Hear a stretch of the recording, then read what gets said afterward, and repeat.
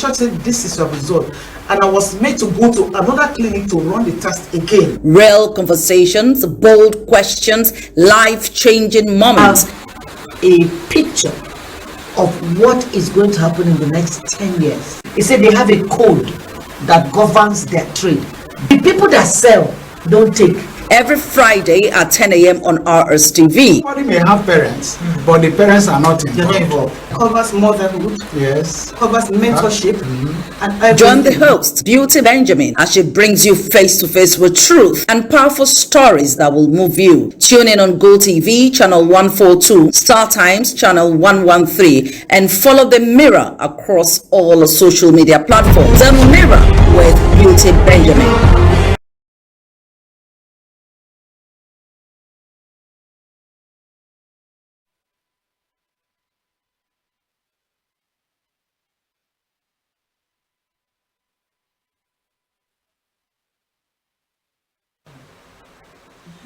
hello, good morning, and thanks for joining us on another edition of The Mirror with Beauty Benjamin. This is where we bring your issues, your matters, and then we dissect them. You know, we look into you. We don't dissect. You like you're eating. You put your meat on your plate. You have your color. You have your knife and your fork, and then you cut them in bits, and then you try to find out which one is eatable. And so we look at the issues together with our experts, and then we give solution. We try to give counsel. So if you need further counsel, you contact us to get in touch with an expert. But The Mirror try to shape in a family that transcend to the society.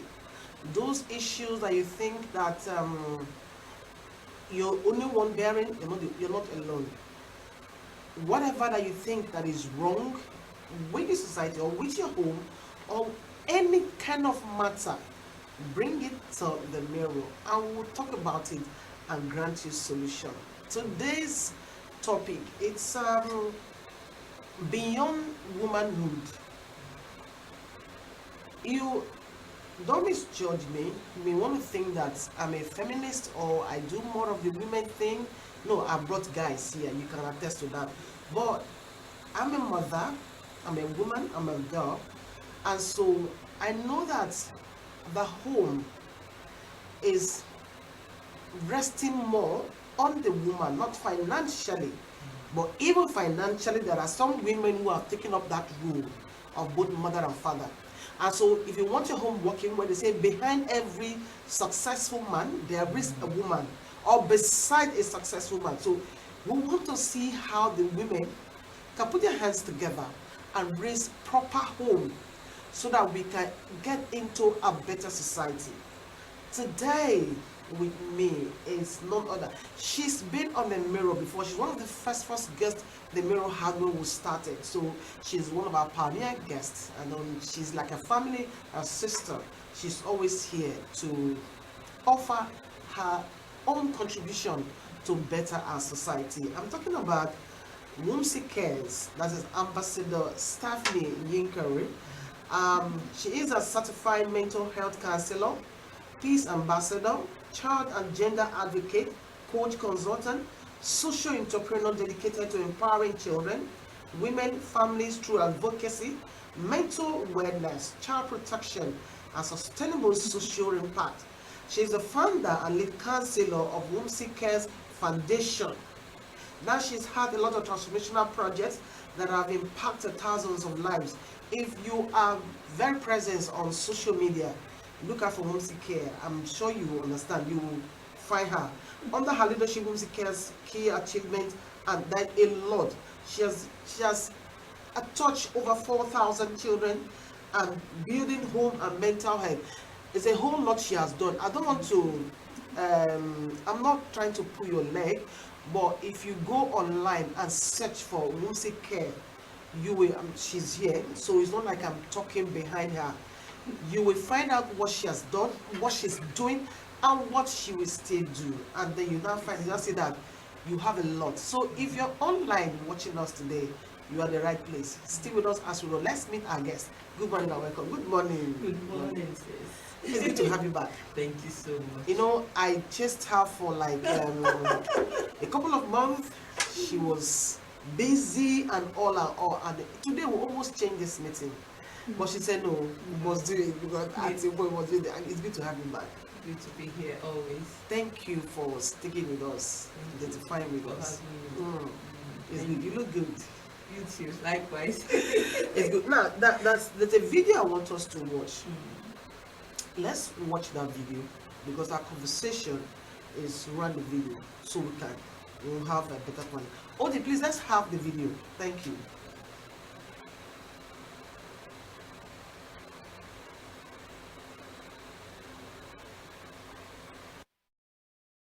The Mirror with Beauty Benjamin. The church said this is your result, and I was made to go to another clinic to run the test again. Real conversations, bold questions, life-changing moments. A picture of what is going to happen in the next 10 years. He said they have a code that governs their trade.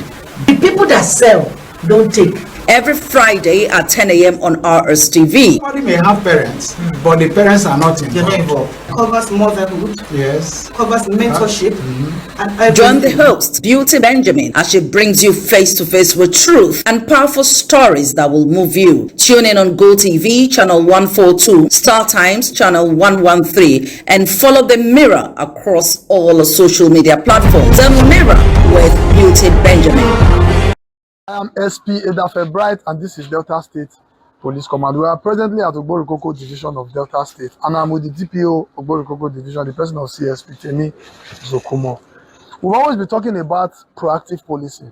People ask us, how do we impact on the life of children? How do we enlighten them to know what is going on in our society today? Thanks to our wonderful DPO, she went to schools within her jurisdiction and did an outreach with these school children, particularly the female ones, letting them know that they should not be scared. Whatever they are going through, they should be free to talk, which eventually paid off. They were told on the importance of letting the public know if they are being defied, if they are being molested, or going through any other sort of pain. Lo and behold, after that particular outreach, a certain child, aged 13 years, from that day started crying. It got to the attention of a friend who went to her and said, how come since the day police came to lecture us, you have been crying? That was where she opened up, only for her friend to say, the day I came to your house, your daddy did the same thing to me, and that's why I stopped coming to your house. Now, what was your daddy doing to them? The man here is a 54-year-old man who has been defiling his daughters.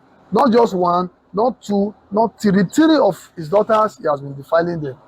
The eldest daughter now is 24 years old. This man has been sleeping with that child since she was 12 years old.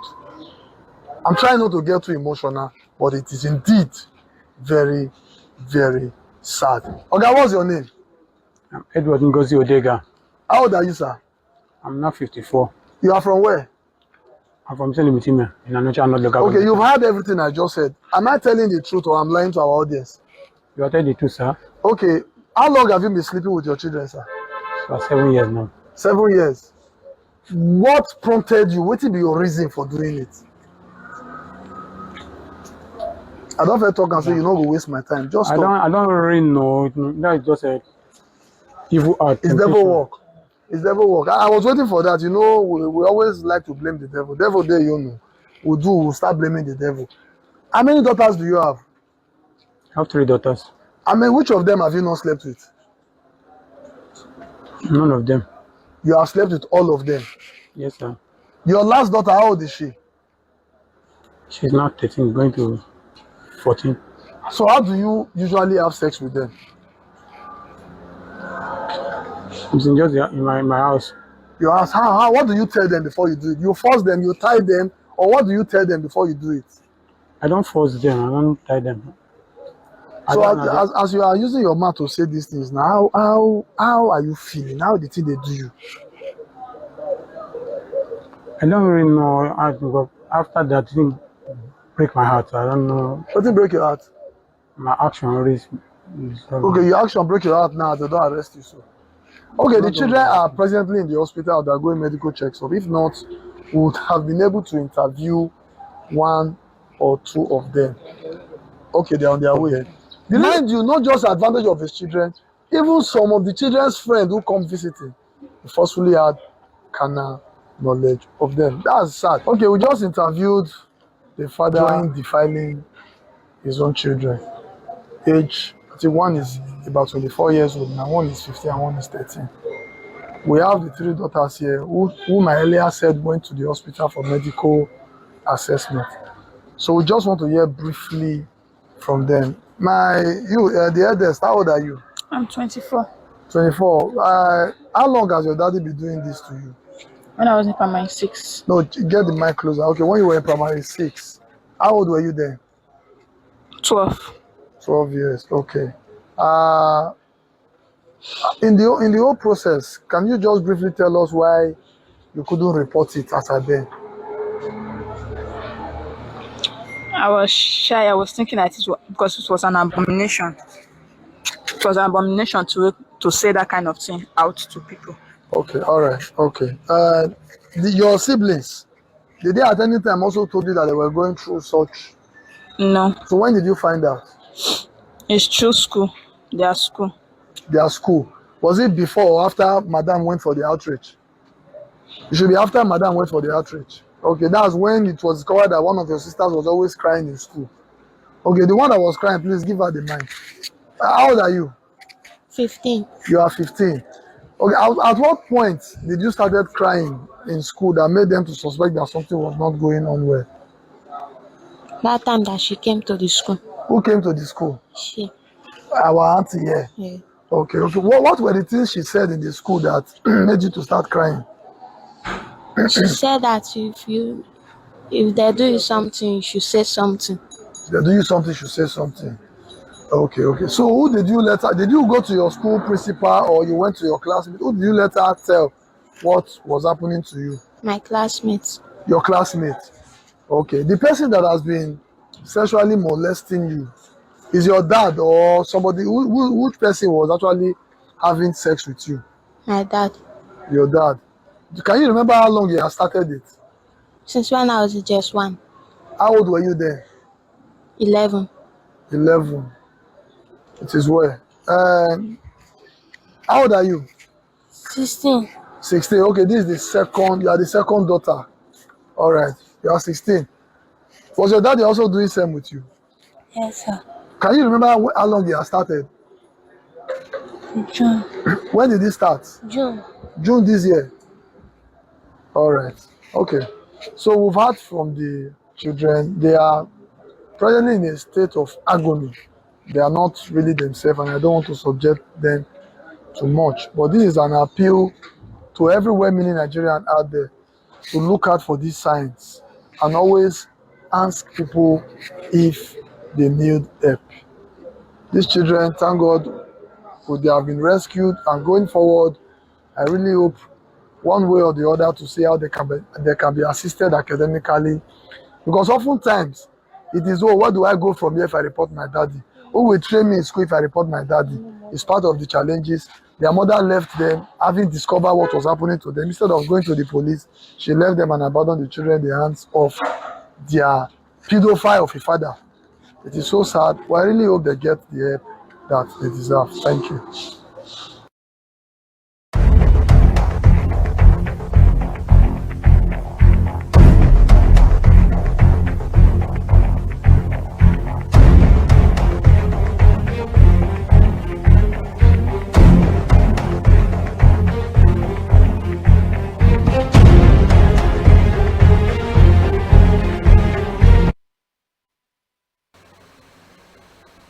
Welcome back to the live studio. When we are on that break taking the video, something caught my attention here, and okay, 4,000 plus children sensitized on peace building, mental health and self-development, 1,000 plus adults engaged in wellness program to promote mental well-being, 500 women empowered through advocacy, leadership and personal development programs, 300 elderly individuals supported with hair care initiatives, 20 children awarded scholarships for education, and we have 10 women financially empowered to achieve economic independence.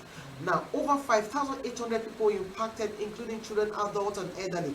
Also partnered in initiatives such as Touch Me Not campaign, advocacy against child sexual abuse, Better League Women Connect, a mentorship and leadership platform for women, Classroom Stars 2019, debate program for secondary school, Women Advocacy Breakfast Series, a forum for gender advocacy and empowerment, Pink Niger Breast Awareness Campaign, breast cancer, a Good Child Initiative, Feed the Rivers Outreach.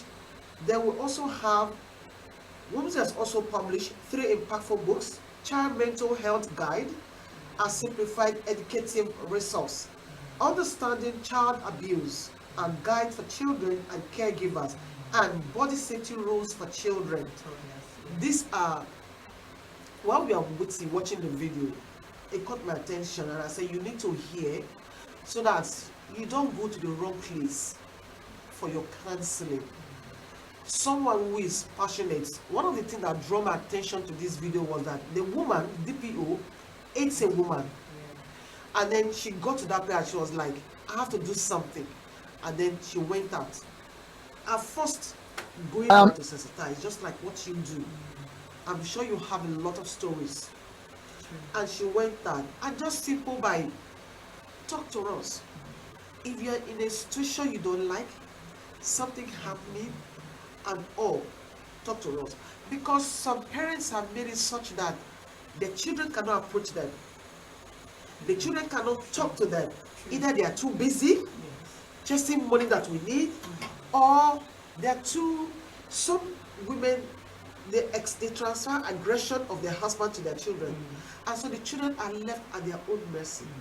And so she came out and she said, okay, talk to us. And then when she finished, this girl was crying to her friend who have also been abused by the girl's father. Unknowingly. Because they shielded their mouth. Don't talk. Why should we raise children like that? Yes, yeah. Okay, thank you. It's a sad one watching the video, but it's nothing new to us. You know, because over time we've had series of this, we've seen, we've heard, we've had first-hand experience of it. I've been privileged, my foundation has been privileged to work with FIDA all through last year and the years backwards. So we've had that opportunity, FIDA Rivers. So we've had that opportunity to see these cases and all that. But in this particular one, it's sad because the first child is 24 years, and over the years she must have by chance had this form of sensitization. Yes. But she's too scared because of one thing, stigmatization. She wouldn't want to be called by a name that she's not. You understand? Yes, nobody, we say we don't judge, but the social media, listen. The social media is worse now compared to back then when we had, there is a good side of it where we can be able to talk, express ourselves. There's still the bad side, which is when they come out to say, the trollers are more online than, and for one that is not psychologically strong, that's not emotionally strong, they might commit suicide. You understand? So in this particular case, the children are the ones that I really feel for because they are traumatized. They have 2 over the years now. Over the years, he is saying 7 years, but if you calculate from when the abuse started after the confession, you find out it is even more. The first one is 24. 4 years. The second and they said is 17. He started raping her from 12 years. And then the third one, she's 16. You know, so he started from a long time. How did the wife don't know? The signs were there, but because just like I said, before we had the conversation, we were talking about how the religious homes have even made it very difficult for us to be able to come out and express ourselves. You know, we're seeing things that are not right. We're not brought up this way in the family. We are seeing things that are not the way it's supposed to be. But we can't even speak out because we don't want to be stigmatized. We don't want our children to be called out. Our family will tell you that, no, if you say this thing, the family, you're bringing shame to the family. Do you not know where your family comes from? Do you not know whose family's name you have? You have to manage your mothers before manage your family before manage. You understand? So first of all, stigmatization is there at the part of the woman. Secondly, financial empowerment. If she lives with the children, how do we survive? No, in this case now, not how do I, because she's gone out. How do we survive the children, their girls? How do I manage with them? So it is better to run away and leave the children. But she's forgotten that so many things are at play. Already she can be, if there are countries, if it's a country that has legal laws, first of all, she can be legally, sued for that, because she's caused more harm by neglecting the children, by abandoning the children. Those 3 girls are suffering from abandonment trauma of its own. Yes, they are suffering from betrayal trauma. First from their predator, which is their father, that's supposed to protect them. Who is supposed to be the protector? Who's supposed to be protecting them? Like, seriously, when anything happens, he's supposed to be the first person they should be able to go to. They say speak up, children, open up. But if the father, you cannot approach your own father, and you know that he is the primary, it's even traumatic for them, because first of all, they can't even, he is the one that is doing it, and it's very sad. It's very, very sad. I don't want to imagine it. Then the mother, that they must have gone to the mother for not once, not twice, not 3 times, and that's why it is difficult for them to even open up to an outsider, because these are their primary caregivers. They are the ones that are supposed to protect them. The mother, which is the secondary caregiver, cannot even protect them. The same mother, as a hen covers her cheeks, that's how a mother is supposed to cover. But the mother herself, can she even protect her own self? That means she's been raped over before she took herself out of that place.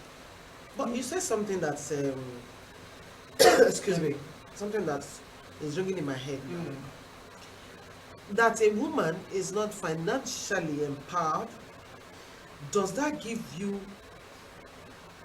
I don't know which word to use now, the kind of mind to abandon your children and walk out? Because you're thinking of, now, it's not that you were being abused. Yeah. You say, my husband was beating me, I had to run away and all that. He wasn't abusing you domestically. He was abusing, molesting your children. Now, what kind of mind do you have to get up and then put your bags together and leave the children? I mean, I'm trying to think. So is it enough? Because I know that, yeah, we know finance is important. But sister, if we use our hand to do something now, First of all, there are things we can do with hand if you really want to. Yeah. It's the will to do it, Abi? Yes, the willpower is there, but just like I had said, before I went back to the financial aspect of it, I first said something. The society, the church, the mosque, wherever that we are, our religious home, has made it very difficult for us to be able to speak out in some things that we're supposed to. Because who do we run to? The family unit, your family now. If she's from a home that will not allow her live with the children, because sometimes you want to leave, but you cannot even take them to anywhere. First of all, because you don't have the finance, but you can have a family, a supportive family that is ready to cater for your children. But if the family tells you that no, you cannot do this because there is stigma, you want to bring disgrace to the family, you can't bring the children home. The dysfunction starts from the home front, first of all, and takes it to the church and all that. The church is telling you you can't, so you don't even have a friend you can confide in the church. And your home is telling you that you can't bring your children back. The next thing she thinks is best for her is to run and empower herself, which is not enough. I don't agree with that. I will never support that. As a mother, you're supposed to protect your child with your life. But if from the psychological aspect of it, there are things that at that moment, at that time, she feels is a safety net. to do. You know, let me give you a personal story. I was born into then this my tribe first daughter don't get married. They don't get married, so you can only have children and stay back in your father's house. And so my mother fell into that category. So she had us in the house, and I grew up. As I became a child, I started knowing the first thing I wanted to do was to become a lawyer. The next thing I said I would do, and I would have done it even till next tomorrow, I said, look, if by the time I grew up, and this tradition of first, because I'm the first daughter, is still existing, I will break it. That I was not going to remain in my father's house and give birth to children. Never. I was saying it as a child. I was growing with it. I said, oh, by the time I grew up, and he said, let me go break her. I will marry and move. I had the will. I was determined because I saw the situation and I was not, it wasn't politics. I didn't like it. You are being fathered by another person, but you're in your mother's house. A lot of things come with it. A lot of things come with it. This is how come say, now you're in a house, you do your father's house, and all that. People forget tradition. The truth, you don't know it. But I was ready to break it, and I meant it. And I told myself, first and foremost, I will not marry from that my tribe. So that had I known, would not come in. What am I saying this now? Just like you say, a hen covers her cheek, no matter what. I want to skip. I fought that woman because if she had, I know the church is supposed to be where we run to, but I said the church. That's what happened to Kweme. Yes. Because she was like, what would they say? She was in an abusive marriage. Yes. And then a lot of women are in that situation today. Even what as did the we church speak, say? this 5 minutes. Yes. Right now, most people are still there. They're fighting to be in the marriage just because. So is it what people think or say, or what you, or what God and you? Because I believe that God can speak to us. First of all, they've been brainwashed. Let me tell you. Okay.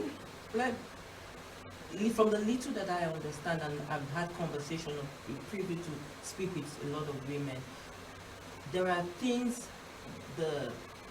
people go to church, they don't know God for themselves. Yes. Their pastors are the see as their God. Their sister, the women's council, the women's whatever, women's fellowship, they see as their God.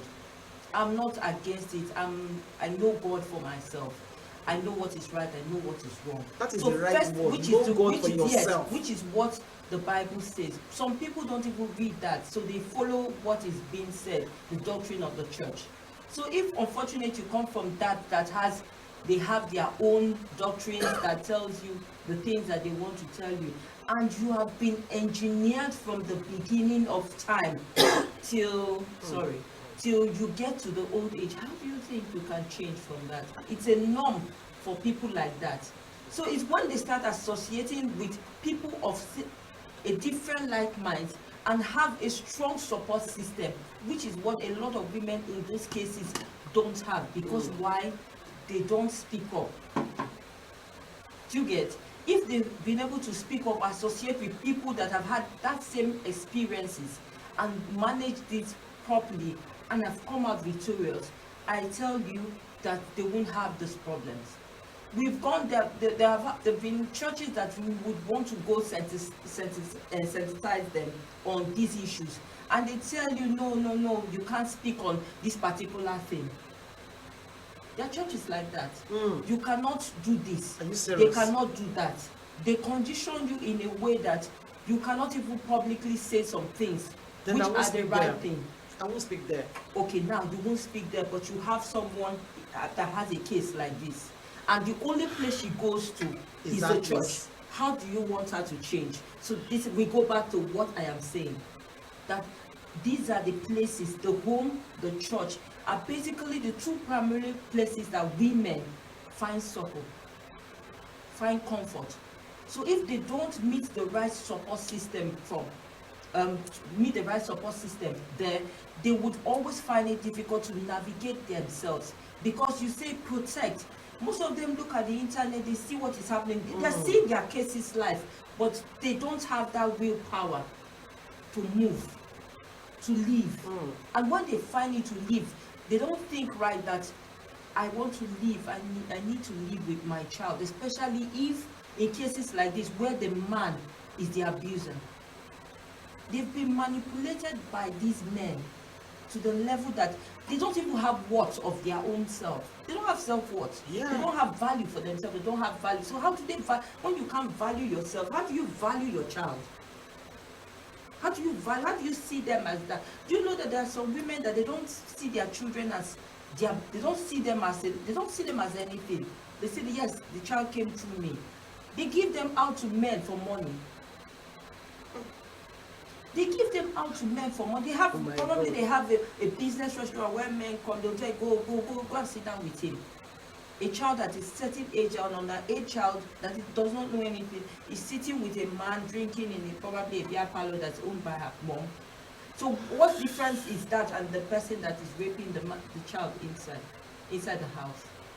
It's just the same thing. So it's how the women are conditioned from childhood. That's why if we can fix that, one of the reasons why my foundation does what they do is to start changing this narrative from childhood. Most children, most women look at them, probably they've been abused by one uncle. Is a norm for them because they've been abused all over. They say abusers turn, sometimes people that they've been abused come back to become those that abuse others. Exactly. You understand? It's a cycle that goes on and on and on. Because they see it as a norm, they don't see anything wrong with that. They feel, okay, when they start getting that awareness, they look at their finances. I can't live with these children. There's nowhere I will take them to. If you have a home that supports, the first thing you do even before you leave the man is move the children. Ask yourself, at the age 12, he has started raping the first child. What made her have the second child? What made her have the third child? Because to her, it's a norm. You understand? So we don't even know when she first got the idea that the children were being raped. Does she even know what the red flags are? Does she see what the man does as wrong? No education, no sensitization, no community sensitization in any form. Okay, even in meetings, if you don't go to church, you don't go there. Sometimes you're in one family meeting. Do they find time to look for people like us to come and sensitize them? Or do they find people that have had those experiences to come and talk about it? Those people, sometimes they might be there. They've been successful in their own cases, but they have problems of people coming to stand amongst their women to come and speak up. You know why? Because they are the first set of people, those that are even going through the problem, that will stigmatize them and shame them. I don't know, it's a real lot to take in, and I'm just putting myself out there as this woman. Now let's look at the children. How do we, what's the hope for these children now, from where they're coming from? Because 2 weeks ago I took a researcher who was researching on a female genital mutilation, and we had a session where we had to talk to people who experience it firsthand. And I'm like, at some point I said, is it a crime to be a woman, to be a girl child? The whole lot is happening around the women. Now, what do you think is the hope for these children that have suffered this abuse from this age? What's their hope? Well, first of all, I must commend, let's give credit to who credit is due. The police inspector, the DPO, and those at the Delta State, right? We want to commend them for being able to have this privilege to have these children. Yes. But just like you said, the way forward is what is. Do they have a support? Do they have a child protective service there, because first of all, they are not even going to go to the family. They can, I would advise from as a counselor point of view, they need to go to a place where they can have proper counseling. They need to be in a home that is very supportive, first of all. So first, is there a protective service in that area where they are?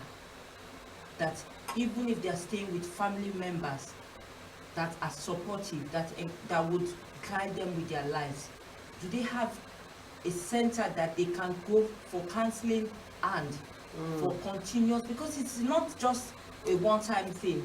It will take years of therapeutic sessions. It will take years of counseling sessions for them to overcome that, because they've suffered from, as we speak now, they are suffering from severe post-traumatic stress disorder. Was the stigma. Just the stigma. They've lost their self-worth. As they are, if you ask them, some of the pains that they have, probably physical pain, headache and all that, is part of what they are going through, their traumatic experience that they are going through. They don't have self-worth, they don't even have feelings. So many things that we need to start changing. If somebody is being raped in their presence now, they might not even have the emotions. So they don't feel anything? They don't feel anything, because to them it's the norm over the years. You know? So they would, if someone is even hurt in their presence, they might not feel anything. They might see someone that is, so they need to start changing everything in them by having these sessions with them. You know, there's this in therapy, there's this sessions we do, trauma first CBT. It's a talk therapy, but more for those that have traumas like this, and it's good for children. So there are other forms of trauma therapies that they can do, but I won't want to go into details. Those of them that will handle the cases, they know what to do. But the thing is, support system, a good home for them. If they don't have a good home, they should take them to centers that support things like this. There are NGOs around that area that will do this, that have homes that would ensure that they need to have years of counseling, because counseling oversees everything. Good counseling and therapy and sessions like that oversees most of these problems. And then I would advise a change of school, because they can't be in that school anymore. First of all, even the children that are being abused, friends of theirs, they need counseling too, because it's happened to them, maybe a one-time thing, but theirs is continuous, because they are home with they are living there with their abuser. So their case is worse. Even the mother needs counseling, because she doesn't even know what she's getting. She needs counseling, because she's dealing right now with guilt. She'll be dealing right now, even from the day she left, from the day she knows, she started dealing with guilt. She started dealing with abandonment. So she needs counseling. But how do you even help your child when you can't help yourself? So there should be individual counseling for the children. There should be family counseling if they want to bring back the children to their mother. But it's going to take a lot of sessions for them to earn the trust of their mother. Exactly. Because I was wondering, now if it's probably like you abandoned me. Yes. And then after how many years you're returning back? Why?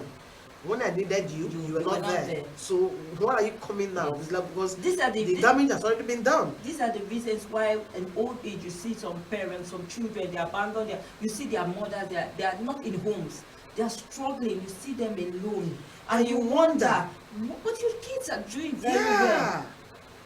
There are some things over the years that have happened, traumatic experiences that the children, no love, no commitment, no I don't care. It builds up to the child. When they are old enough, they leave the home. They don't bond anymore. So a lot needs to happen in the family. Even as a family unit that doesn't have any of these sexual traumatic experience, how bonded are you with your children as a man, as a mother, as a father of the child? It's not always about going to get money. And then you know, no there's, bond. my son gave me an experience. He said, his schoolmates, all the parents do is pour him money, everything he needs, but they're never there.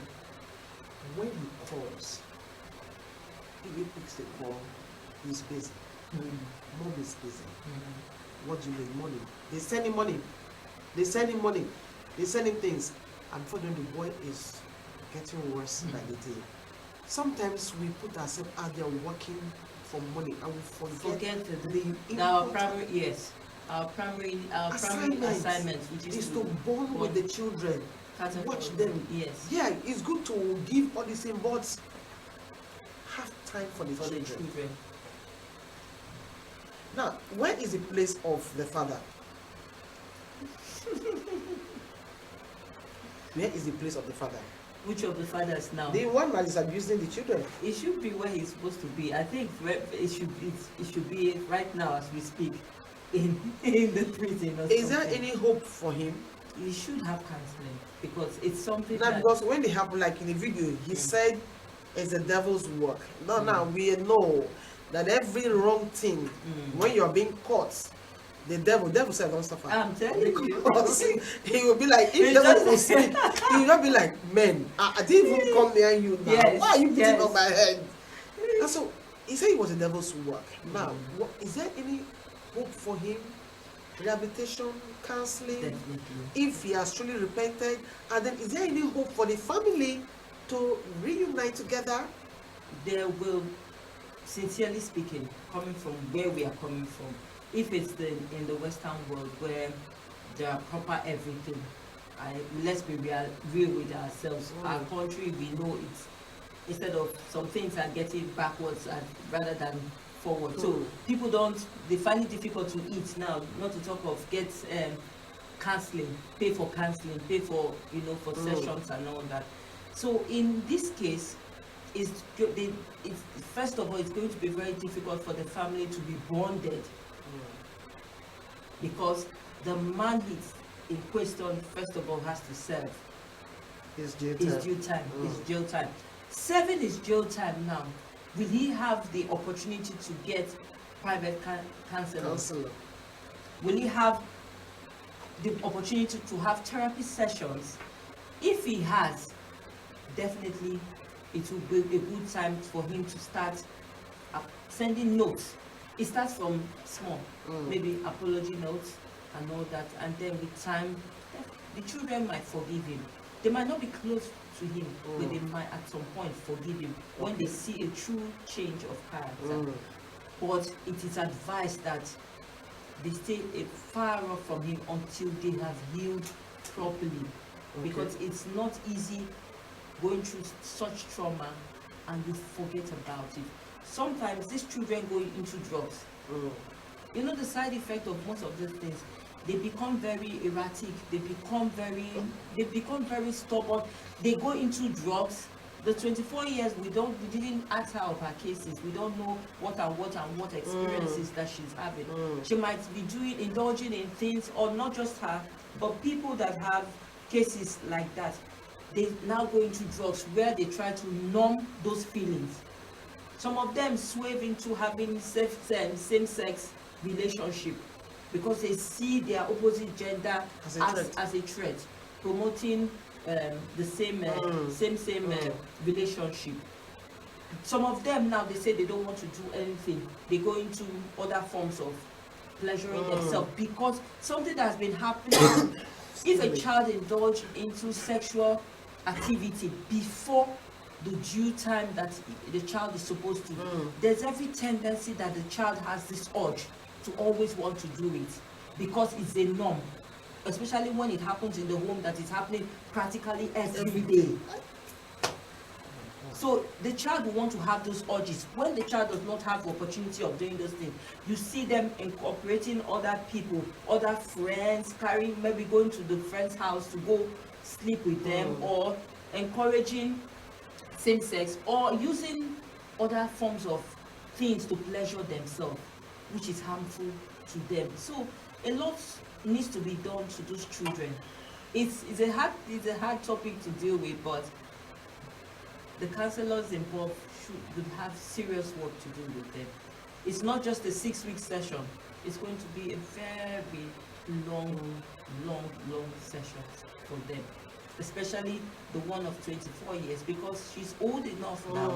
It's a pattern that is stuck to her. She might still have it. She just like an addiction. She might still have to fall back, relapse, not maybe to the father, but whosoever is a secondary sex partner now, she might want to go back to that person to have those things. Meanwhile, because she's over the age now, she has the opportunity to have sexual experiences if she wants to. But is it from a place of love? Does she have affection for those partners, or she's doing it because it's something that has been instilled in her? It's so overwhelming, and I don't know. I feel very, very emotional. It's some topic that I brought in Chrissy Baturi here to talk about drugs, and when certain things she revealed, I was tearing. It's so emotional. But this kind of discussion is not just for a day. It's not just for 1 hour. It's something that we will continue. But like we have in the studio here, we are always time. And this particular one has come to that point where we have to tell you bye. But before we do that,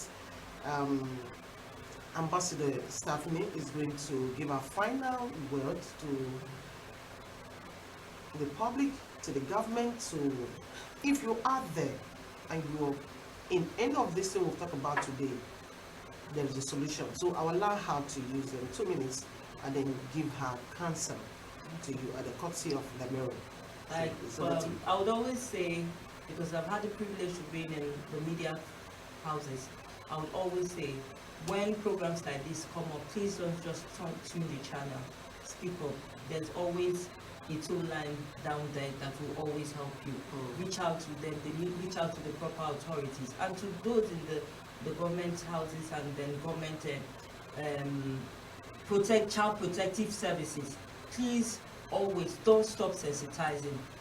Create forums for children, for us to go back to centers, schools, churches, and do this sensitization. One person alone can't do it. We have so many schools in the country. Part of the ways we can help, if the DPO hadn't gone, we won't have had cases like this. And there are many cases that are worse than this that are going on. So let us keep sensitizing. It doesn't change anything. It might not get it, but there's one child that needs it that would get what they need. And always speak up, regardless of whatever it is. You're not alone in this. There are people that will always help. Thank you so much, Ambassador. Thank you so much. And then to the Delta State Asaba Police Station, the DPO, thanks so much for this outing you did, because it goes a long way to show that we can do something. As a woman, as a man, you can impact your world. Any position that you are, you can use your position to affect lives, and that is what matters so much. From the mirror, we are saying thank you to your team, you and your team, for this journey that you've started. I will pray that God will help you and that you will do more, you impact life more, so that when you leave that area, people will remember you for it. And then, just like she has said, if you are in this situation, you can always reach out to me. Through me, you will get her for continuous counseling. And I want to say one thing here. Now, I'm going to make myself available to Room C. So whenever she's going out for counseling or to schools and all that, we'll cover it and then bring to you, so that you can have, because we have this thing happening in the local communities that we expect. We don't Sometimes expect to we do the market outreaches too. So so whenever I have these protective services have one of these programs, even NAPTID, I will involve you, so that we air it out. So that the more we get to see this, the more we're able to speak up. Let's try to save as much as we can. The little we can do, we'll help to do that. Thank you so much for being with us this week. Don't forget that this program comes to you every Friday, 10 o'clock from the station. And you can watch us on our social media. You can stream. Now, if you have not watched or you just tune in, don't worry. You have it just go online. You have the handles. You can watch it. And for as many years you have something you want to talk about, you want to reach out to us, just DM me and we'll talk about it. My name is Beauty Benjamin, coming to you from the studios of RSTV. You've been watching The Mirror with Beauty Benjamin. Same time next week, don't go away. Thank you, Ambassador. I appreciate you. Thank you so much for having me. Always a pleasure. And thank you to my crew. Cameraman, thank you. The OD, thank you. My colleague, thank you so much. It's been a nice one. Have a lovely weekend. I keep watching RSTV.